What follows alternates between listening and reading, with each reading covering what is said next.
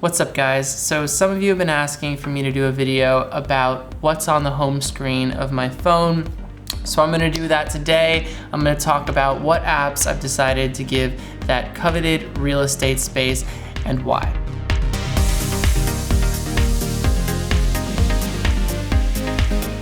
So this is gonna be a 3-part video. For one reason, I have 24 apps on my home screen, and to talk about all of them is going to take longer than I want to spend in a single video. I like to keep these videos short and interesting. So we're gonna spread these out over 3 videos. I hope that's okay. So before getting into each one, I want to briefly talk about the layout here. I have an iPhone 6s Plus, which is a big phone.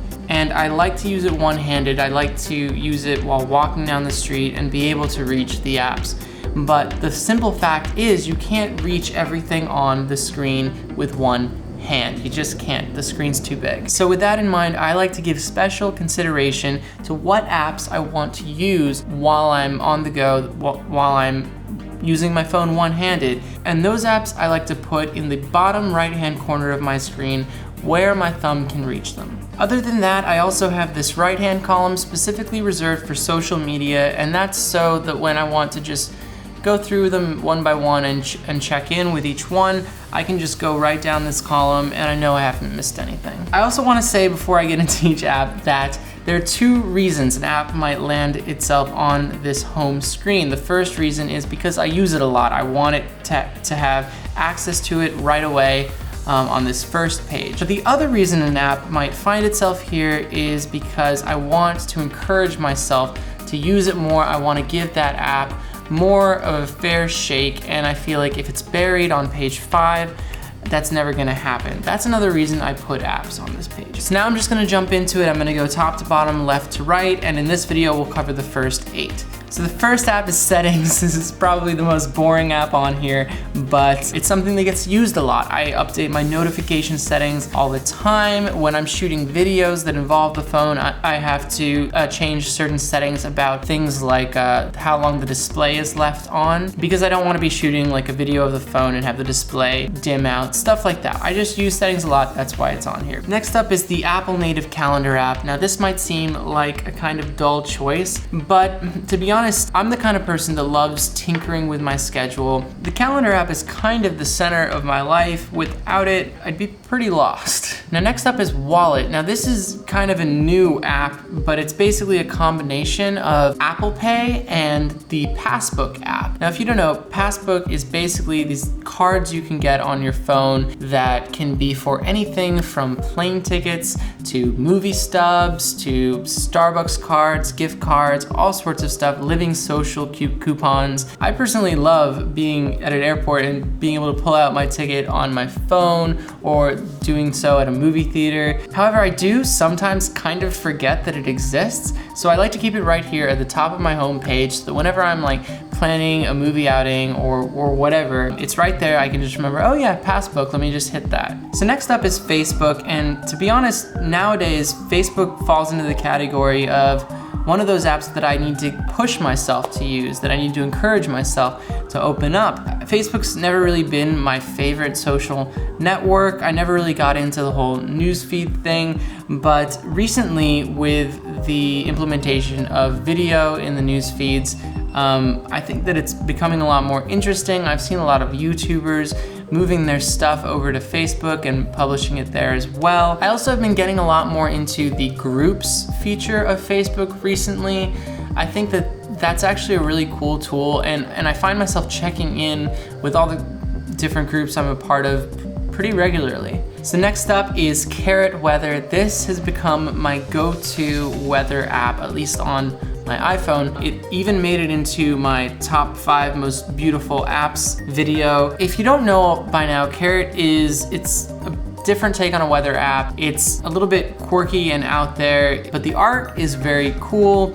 When you open it up, it's got this kind of AI interface that talks to you and gives you these one-liners. But underneath that exterior, all of the pertinent weather information is there. All of the information you could ever need. It's just an interesting shell that I've come to like. The app is also kind of a game in and of itself. You can unlock these secret locations like Neverland Ranch and desert planets and weird stuff like that. And you unlock them just by using the app frequently. Now, next up on this list is Postmates.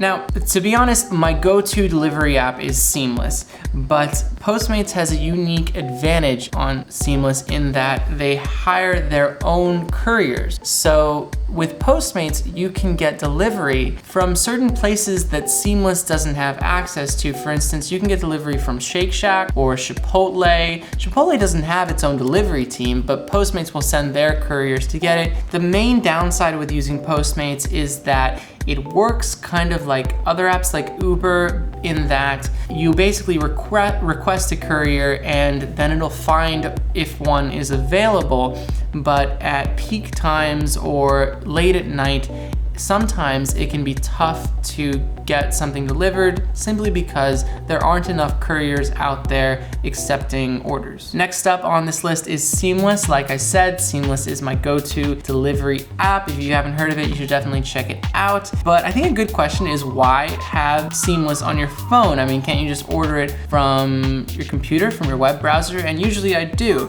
But the reason I have Seamless on my phone is because a lot of times I'll be on my way home and I want to have dinner when I get home, but I don't want to wait once I order it. So I'll order the food from my phone, and the Seamless app will actually give you a delivery estimate, so you'll know within about a 20-minute time frame when your food's gonna get there. And if you time it right, you can have the food arriving right when you get home. This is just something I like to do. You might not care about it, but I'm obnoxiously impatient. I don't like waiting around for stuff. So if I can have that food get there as soon as I get home, it feels like a little win for me. So that's why I have the app on my phone. Next up is Twitter. Twitter is a very popular social networking app. I've really enjoyed using Twitter for a long time now, but what I really like about the app on the phone is the ability for it to send you push notifications when specific people tweet. You can actually go onto people's profiles using the Twitter app and select enable push notifications for that person. Now, there are certain situations where this can be particularly useful. Say if there's a company that's coming out with something new that you want to be informed about, and you want to be the very first to know about it, well, you can have push notifications sent to your phone whenever that company, their account tweets, and you can be completely up to date whenever they announce anything new. This feature can also be cool if there are content creators out there that you're a really huge fan of and you want to keep up to date with all of their new happenings. You can just get every update sent to your phone. I actually use this a lot and I get way too many updates. I should probably narrow it down a bit, to be honest. So guys, thank you for watching. Those are the first 8 apps on my home screen. There are 16 to go. I'm gonna put up 2 more parts, and as soon as part 2 is up, I'm gonna put a link to it right here so you can just click on it. Thank you so much for watching. Please let me know in the comments what you think about these apps, what do you think about my home screen so far, and if you have any questions, I'll get back to you in the first 2 days that this video is up. Also, if you're new to this channel, please consider giving it a like and a subscribe, and I'll keep you up to date with all sorts of new fun stuff. Thanks so much, guys, and I'll see you next time.